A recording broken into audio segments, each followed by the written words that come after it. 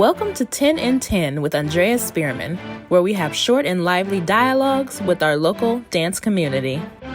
Javier Stelfresquez is a two-spirit mixed-race Chicanx from El Paso, Texas, serving indigenous communities here in the Bay Area with the Two-Spirit Powwow. She received a BS in Environmental Science with honors in Chicana Studies from Stanford University. With lifelong experience in many dance forms and performance art, she has competed in the voguing house ballroom scene. His current multimedia performance projects include Chalk and You, a two-spirit dance project, and Mother the Verb. Welcome back, everybody, to 10 in 10 with Javier Stelfresquez. Welcome. Hello. Thanks for having me. We're so glad to have you here. We're going to just jump into the first question. Who inspires you? Well, recently, I'm working with Londa Lakes, also known as Miko Thomas, co-curator of Weaving Spirits. They are a drag legend, as well as a mother of multiple drag houses and also a chapter of International Vogue House, the House of Lorraine International. And it's really amazing working with them, and they have a long career, and they're also an older Native person who has blazed many trails here in the Bay Area with the Two-Spirit community. A mother to all.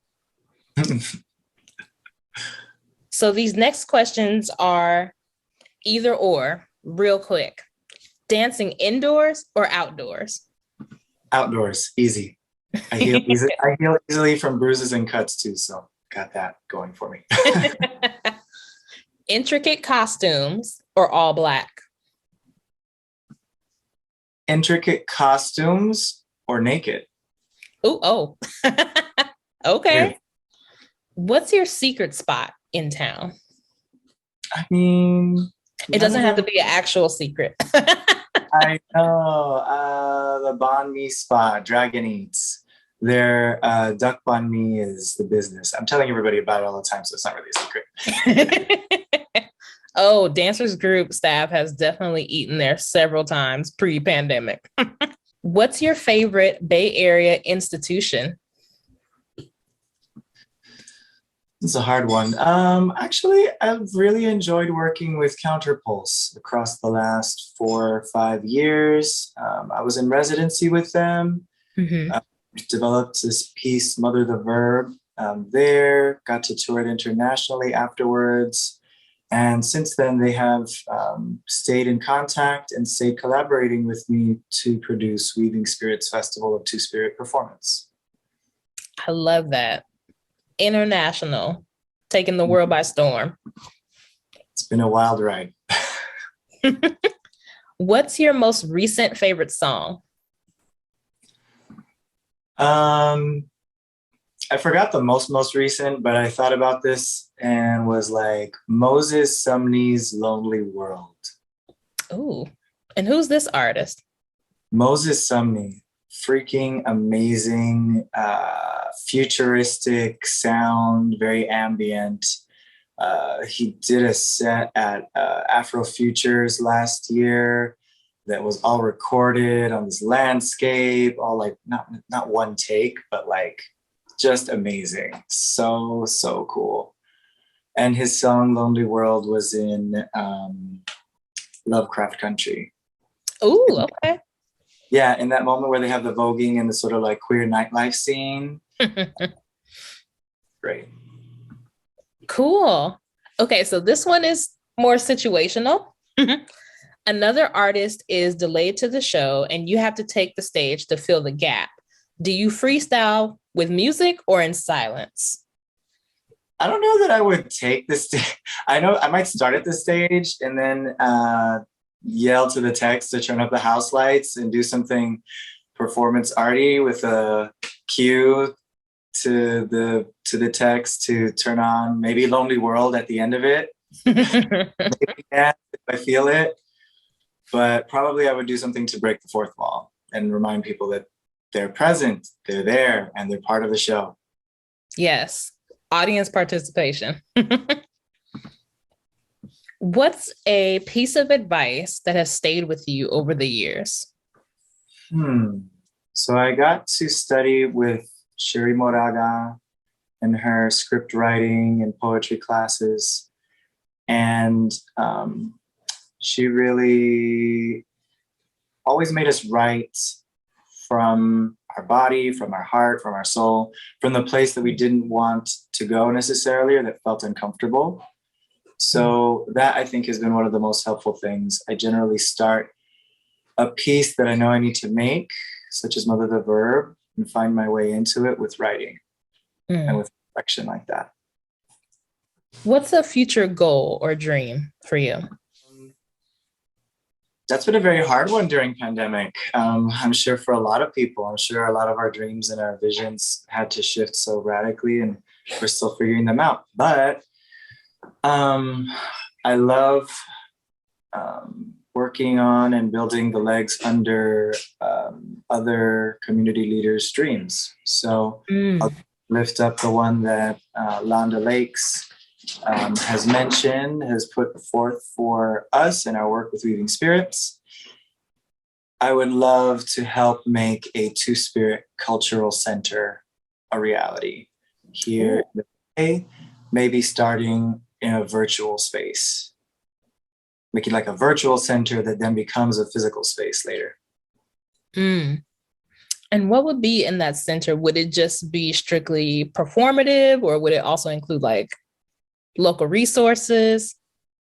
Yeah, so the Two Spirits, for those who don't know, is it could be a long explanation, but really, to put it very simply, it's Native and LGBTQIA plus people, people who have both of those identities frequently use the term Two Spirit. It also comes from an Ojibwe term, but it is a really important way, and the way that we organize to bring community together is a really important way to remember that queer LGBTQS Two-Spirit people have been a part of Native Circle forever. It's been forgotten since colonization. So really all aspects of Native cultural ways would have a space there. That'd be my dream anyway. So that's food ways, that's dance, song, spiritual practice, art and spirituality and tool making also, util ways of living are all part of Native life. So, and they don't necessarily silo out in the ways that we currently think about art as removed from life in this society. Wow. Absolutely. I look forward to seeing that come to fruition. What haven't we asked you that you would like people to know? Well, I have a Weaving Spirits Festival of Two-Spirit performance coming up on March 17th is likely the opening night. And I co-curated with Londa Lakes. It is going to be the second year of what is the first all Two-Spirit lineup performance festival. And it's going to be at Counterpulse again this year. And we are very excited to have confirmed the Brush Arbor House, which is Land O'Lakes native drag house. They're going to do another piece this year as well. And last year's was amazing. It was themed around missing and murdered Indigenous women and Two Spirits. It was beautiful. I was beaming. I was crying. Loved their piece. Then there is an artist, Cuauhtemoc Peranga, who is also a prince of the House of Loren, also a modern choreographer, also a Vogue scholar, also a Mexica dancer from a very respected family in San Jose. And he, she, they will be sharing their first choreography in years. And we love a comeback. Come back, so excited. And we're also going to be working with El Frank Manriquez, likely as one of our main artists. They're an elder Cali native, Tongva, from LA area, or their peoples are. And they're wonderful. They live up in North Bay, and they're also very celebrated artists of many different disciplines. We'll be sharing about their visual artwork, but also in a format that is storytelling. Actually, we don't really know because it's a commission process, and each artist is going to bring the fullness of their voice and push themselves to make something. And it's very, very exciting every year. Yay. I'm so excited to hear about that. Now, our favorite part, or my favorite part, show us your favorite dance move. Okay, I'm going to explain it a little bit. Since I mentioned Cuauhtemoc and Weaving Spirits, one of the choreographers one of the choreographies that he made years ago, probably when we were both in school together, was called The Boy Who Fell from the Sky.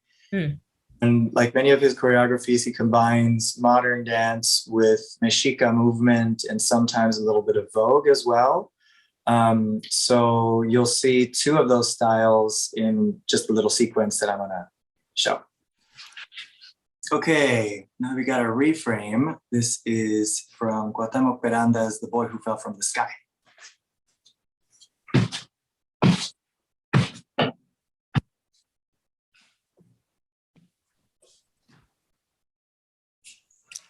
Yay!